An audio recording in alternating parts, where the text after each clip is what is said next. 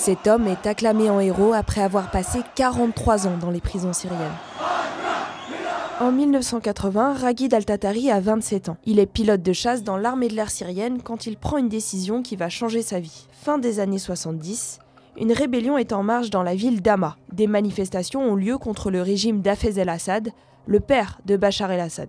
Raghid Al-Tatari a l'ordre de bombarder des positions d'insurgés, mais il refuse de retourner son avion de chasse contre ses compatriotes. La rébellion est fortement réprimée dans ce qu'on appelle le massacre d'Hama, qui va tuer entre 10 000 et 40 000 civils, mais Raghid Al-Tatari n'y a lui pas participé. Il est alors arrêté, expulsé de l'armée et emprisonné. En 1981, alors qu'il est brièvement libéré, il tente de fuir en Égypte, mais il n'y parvient pas. Il retourne à Damas où il est arrêté et condamné à l'emprisonnement sans aucune forme de procès. Sa femme est alors enceinte, il ne verra pas naître son fils.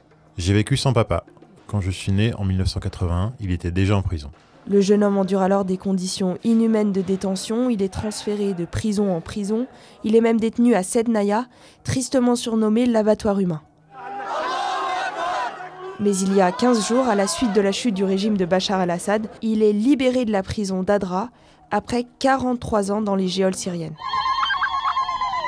Ses compatriotes saluent sa résistance. Il est désormais libre, peu importe les prochaines élections. Il est un héros national syrien, il est mon président.